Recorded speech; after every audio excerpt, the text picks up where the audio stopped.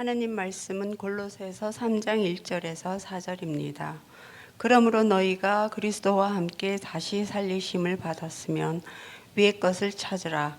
거기는 그리스도께서 하나님 우편에 앉아 계시느니라. 위의 것을 생각하고 땅의 것을 생각하지 말라.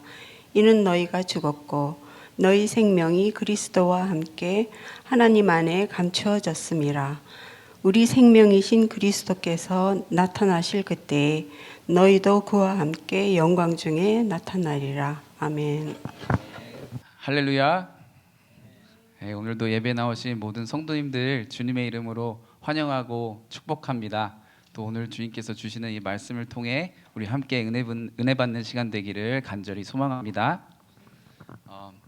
여러분, 우리는 지난주에 우리 함께 부활주의를 보내면서 다시 사신 우리 예수님을 기뻐하고 또 함께 찬양했습니다. 하지만 우리가 누린 그 부활의 기쁨이 단지 지난주일 하루로 끝나서는 안 될 줄 믿습니다. 부활은 단 한 번의 그 기념이 아니라 우리의 삶 전체를 변화시키는 사건이기 때문입니다. 그래서 오늘은 우리가 부활하신 주님을 믿는 성도들로서 우리가 어떻게 살아가야 하는지를 함께 고민해보고 또 그에 대한 해답을 얻는 시간이 되길 소망합니다. 본문을 보기에 앞서서 여러분에게 한 사람을 소개하고 싶은데요. 바로 리처드 시브스라는 목사님입니다. 이 목사님은 16세기 말에서 17세기 초 영국 엘리자베스 1세 여왕 시대를 살았던 분입니다. 이분은 청교도 목사님이었는데, 청교도라고 하면은 당시 영국 교회를 더 성경적으로 개혁하고 또 말씀대로 하나님을 순수하게 섬기기를 원했던 그런 본이 되는 그리스도인들을 청교도라고 불렀습니다. 리처드 목사님은 케임브리지 대학에서 학생들을 가르쳤었고 또 런던에 있는 한 교회에서도 오랫동안 설교하면서 목회하신 분입니다. 이분의 별명은 스윗 드롭퍼이라는 별명을 가지고 계셨는데, 그 이유는 이분의 설교가 정말 꿀방울이 이렇게 뚝뚝 떨어지듯 이렇게 사람들의 마음에 하나님의 사랑과 은혜를 흘려보내는 분이셨기 때문입니다. 이분이 설교에서 자주 강조한 말이 하나 있는데 이렇습니다. In Christ, His mercy is greater than all your sins. 그래서 그리스도 안에는 당신의 모든 죄를 덮고도 남을 더 큰 자비가 있다. 이게 무슨 뜻일까요? 우리가 아무리 큰 죄를 지었다고 해도 예수님의 사랑과 용서는 그 죄보다 훨씬 더 크다는 뜻입니다. 리처드 목사님은 사람들을 정죄하고 비난하기보다는 항상 격려하고 소망을 심어주는 그런 목사님이었습니다. 그런데 그렇다고 해서 그 목사님의 메시지가 항상 마냥 부드럽기만 했던 건 또 아닙니다. 그분의 삶과 설교의 중심에는 언제나 하나님을 바라보는 삶이 있었습니다. 그래서 어떤 신학자는 리처드 목사님이 돌아가신 후에 그에 대해서 이야기를 했는데, 그는 하늘에 가기 전에 이미 하늘이 그 안에 임한 사람이었다. 이 말은 정말 아름다운 표현입니다. 이 표현을 통해 우리는 중요한 사실을 배울 수 있는데요. 바로 천국은 죽은 후에 가는 곳만이 아니라 오늘 이 땅에서도 우리의 마음속에 있어야 한다는 그런 것입니다. 예수님께서 요한복음 3장 3절에서 이렇게 말씀하셨습니다. 진실로 진실로 내게 이르노니 사람이 거듭나지 아니하면 하나님 나라를 볼 수 없느니라. 여기서 예수님은 우리가 거듭나야만 하나님 나라를 볼 수 있다고 말씀하십니다.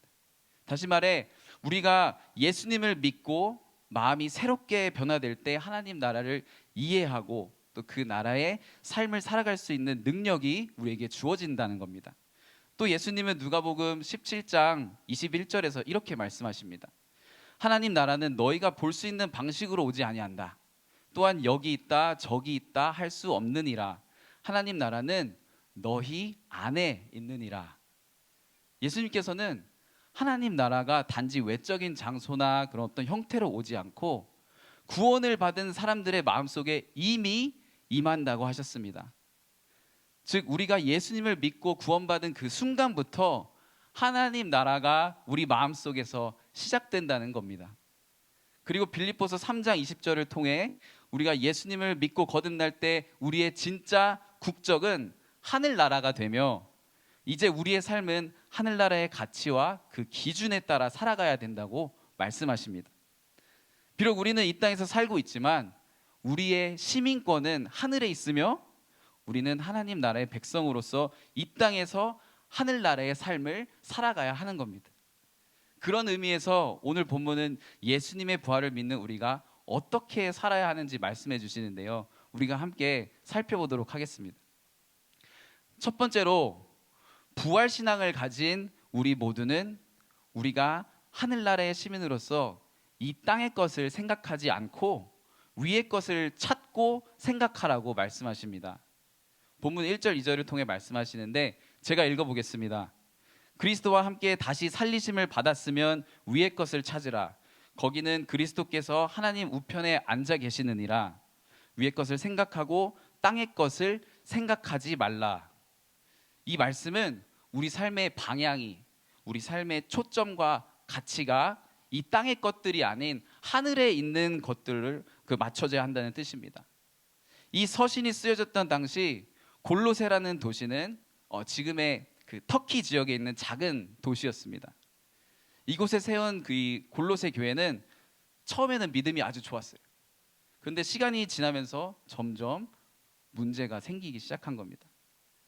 골로새 교회 성도들을 혼란스럽게 만든 가장 큰 이유 중 하나는 바로 초기 영지주의 사상이었습니다. 이 사상은 이렇게 가르칩니다. 물질은 악하다. 육체는 버려야 한다. 진짜 구원은 육체를 벗어나 순수한 영이 되는 것이다. 그래서 사람들은 세상과 육체를 부정하고 거부하려는 그런 태도를 가지게 됩니다. 예를 들어 골로새서 2장 21절에서는 그들 이렇게 말합니다. 손도 대지 말고 맛보지도 말고 만지지도 말아라. 이 말은 세상과 단절된 그런 금욕적인 삶이 영적인 삶이라고 잘못 생각했던 겁니다.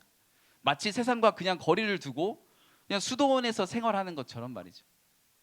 하지만 바울은 골로새서 2장 23절에서 바로 그것의 잘못됨을 지적합니다.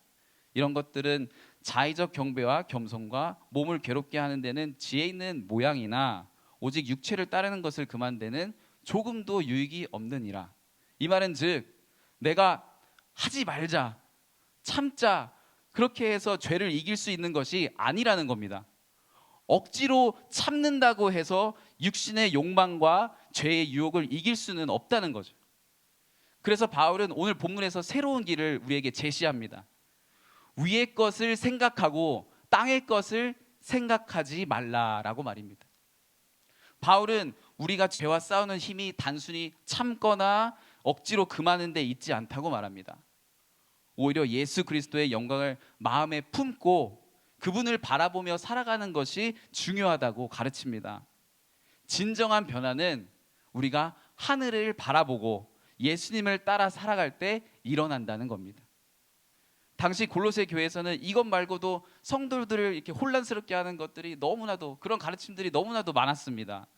일부 사람들은 예수님만 믿는 것으로는 부족하다 그렇게 주장하면서 더 높은 지식과 깨달음이 필요하다고 말했고, 또 어떤 사람들은 유대 전통과 율법을 강조하면서 예수님만 믿는 것으로는 부족하지 않지, 음식 규례도 지켜야 되고 절기도 지켜야 되고 할례도 받아야 한다는 그런 주장을 했습니다. 또 그 중에는 천사 숭배를 가르치고 신비로운 체험을 통해 진짜 신앙을 얻을 수 있다고 주장하는 사람들도 있었습니다. 근데 이렇게 복잡한 가르침들이 예수님만 믿으면 된다는 그 단순하고 분명한 진리를 지금 흔들고 있었던 겁니다.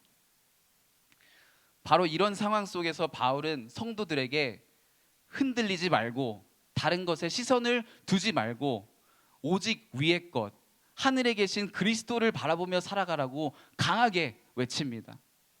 바울은 단순히 생각만 하라고 한 것이 아니라 우리의 마음과 시선 또 삶의 목표를 위의 것에 고정하라고 강하게 권면합니다. 왜냐하면 예수님 안에 이미 모든 충만함이 있기 때문입니다.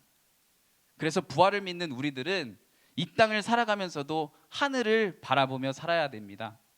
복잡한 철학, 무거운 율법, 또 화려한 체험이 우리를 구원할 수 없습니다. 오직 예수 그리스도만이 우리를 구원하시고 온전하게 하시는 분인 줄 믿으시기 바랍니다. 그리고 두 번째, 부활신앙을 가진 우리에게는 새로운 정체성이 주어지게 되는데, 본문 골로새서 3장 3절 제가 읽겠습니다. 이는 너희가 죽었고 너희 생명이 그리스도와 함께 하나님 안에 감추어졌음이라. 바울은 우리가 그리스도와 함께 죽고 묻히고 다시 살아났으며 앞으로 완전한 부활의 영광을 함께 누리게 될 것이라고 오늘 본문에서 말합니다. 이 모든 것은 우리가 예수님과 연합함으로 얻은 특권, 바로 새로운 정체성입니다. 즉 우리는 더 이상 세상이 정해주는 기준이나 세상이 붙여주는 이름으로 살아가는 존재들이 아닙니다. 우리는 그리스도 안에 있는 사람이며 하나님께 속한 사람들입니다. 좀 더 쉽게 얘기하자면, 여러분이 만약 대통령의 배우자라면 여러분은 어떤 분이 되는 건가요? 여러분은 자동으로 영부인이나 제가 이걸 찾아봤는데 남편은 대통령 부군이라고 하더군요. 특별한 지위를 얻게 됩니다. 왜냐하면 대통령이 누리는 모든 권리와 혜택을 함께 누리게 되기 때문이죠. 대통령의 아내나 남편은 대통령이 받는 보호와 풍성한 삶을 함께 누릴 수 있습니다. 우리도 마찬가지입니다. 예수님께서 부활하셔서 모든 권세를 가지시고 모든 적들이 예수님의 발 아래 복종하게 될 것입니다. 우리는 예수님과 함께 연합된 사람들로서 그분이 누리시는 권세와 다스림을 함께 누리게 되는 겁니다. 예수님과 함께 살아가면 그분이 누리시는 축복과 영광을 우리도 함께 누리게 됩니다. 요즘 민수기 큐티 말씀 중에 믿음이 없어서 그 눈앞에 보이는 것을 두려워했던 10명의 이스라엘 그 정탐꾼들을 여러분 기억하실 겁니다. 그들은 세상에 마음을 두어서 하나님을 신뢰하지 않았고, 그로 인해 결국에 광야에서 모두 죽음을 당하고 약속의 땅을 경험하지 못했습니다. 그러나 여호수아와 갈렙은 하나님께서 주신 그 약속을 믿고 하늘의 소망을 품고 살았습니다.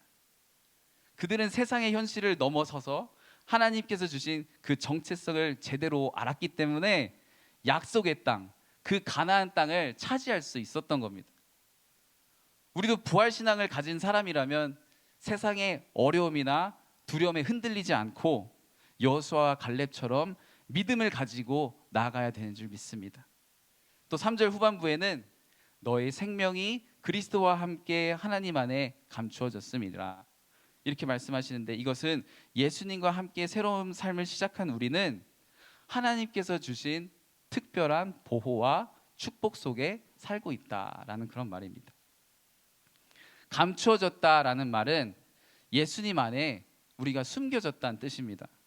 예를 들어 중요한 보물이 상자에 들어가 있고 그 상자가 안전하게 잠겨 있다면 아무도 그 보물을 쉽게 훔쳐갈 수 없죠. 마찬가지로 우리가 그리스도 안에 감추어졌다는 것은 우리 삶이 하나님께 보호받고 있다는 뜻입니다. 세상의 어려움과 고난이 우리에게 다가올 때 우리가 예수님 안에 있으면 그분의 보호와 인도하심을 받으며 안전하게 살아갈 수 있다는 거죠. 세상은 늘 이렇게 말합니다. 네가 얼마나 성공했는지, 무엇을 가졌는지, 얼마나 인정받았는지로 너의 가치를 평가하라고 말입니다. 그래서 우리는 성공하면 자랑스럽고 실패하면 낙심하며 사람들의 말 한마디에 기분이 롤러코스터처럼 막 변합니다. 하지만 부활을 믿는 우리는 다르죠. 우리의 생명은 하나님 안에 감추어져 있습니다. 우리의 진짜 정체성은 세상이 아니라 하나님께 속해 있습니다. 그래서 우리는 실패한다고 해도 무너질 필요가 없고, 세상이 알아주지 않는다고 해도 낙심할 필요가 없습니다. 우리가 잘 아는 사도 베드로는 처음에 사람들의 시선과 평가에 굉장히 불안해하고 흔들렸던 인물이었습니다.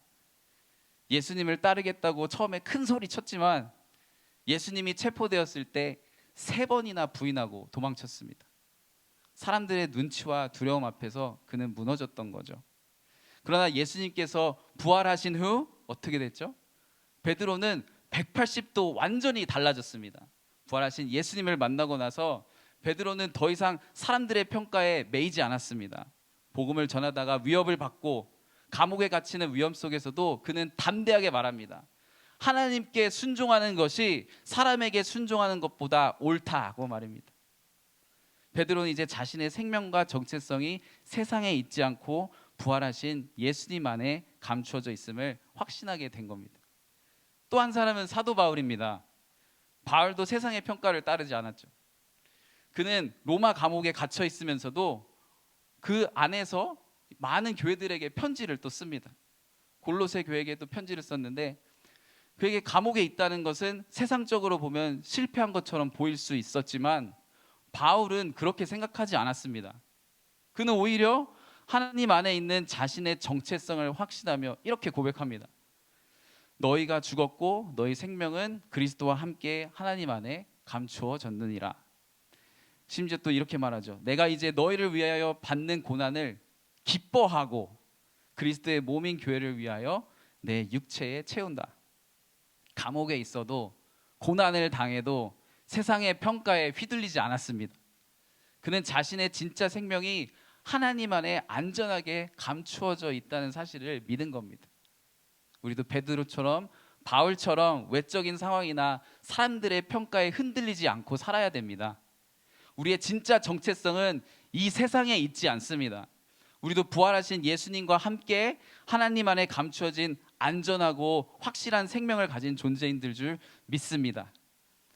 이렇게 우리는 주님께서 주신 새로운 정체성 덕분에 매일매일 이 어려움을 견디고 승리하며 살아갈 수 있는데요. 근데 그것이 우리가 단지 이 현재의 삶을 위해서만 있는 것이 아닙니다.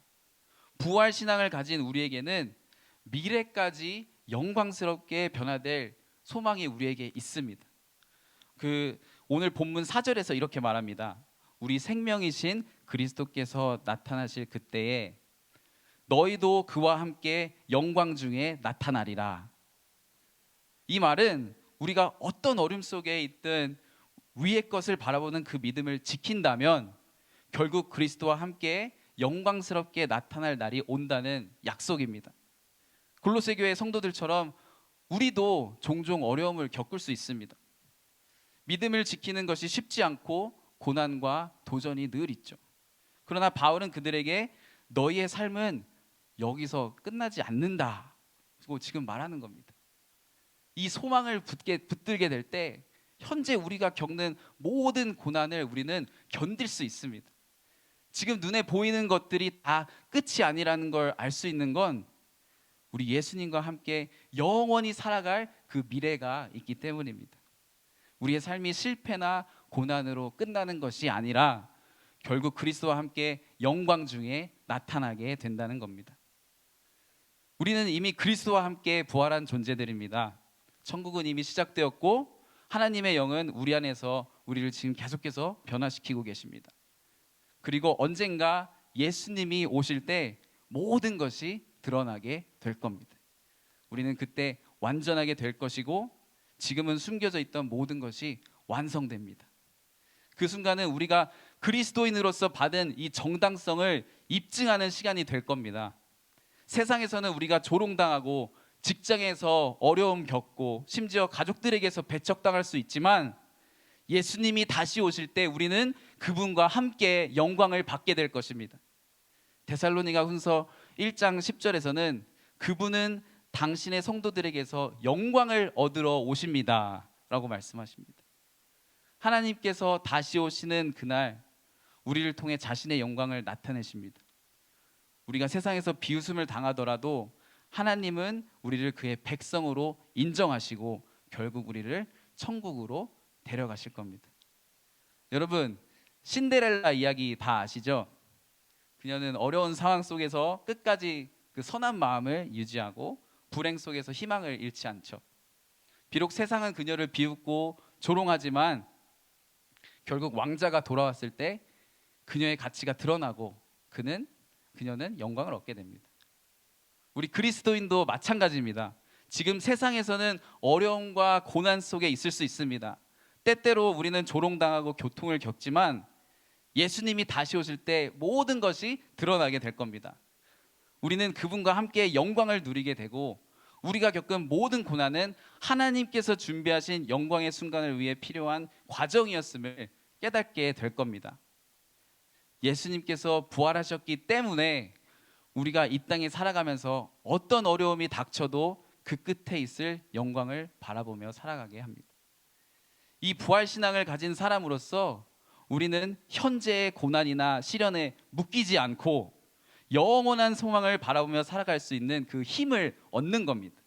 그렇기 때문에 우리는 매일 내 삶의 끝은 영광이다 라는 그런 믿음을 가지고 살아가야 됩니다. 그 믿음은 우리가 이 땅에서 어떻게 살아야 하는지, 무엇을 바라보며 살아가야 하는지를 분명히 알려줍니다. 예수님의 부활을 기념하는 것이 단순히 1년에 한 번의 행사로 끝나는 것이 아니라 우리 삶의 모든 부분을 새롭게 변화시켜야 됩니다. 부활을 믿는 우리는 위에 있는 것을 바라보며 영원한 소망을 품고 살아갑니다. 세상은 우리에게 끊임없이 이 땅의 것을 추구하라고 말하지만 우리는 그럴 필요가 없습니다. 우리의 진정한 소망과 정체성은 하늘에 있기 때문입니다. 그 소망을 가지시고 오늘도 위에 있는 것들을 바라보시면서 예수님이 다시 오실 그날을 기억하며 기다리며 살아가는 여러분 모두 되시길 주님의 이름으로 간절히 소망합니다. 우리 함께 기도하시겠습니다.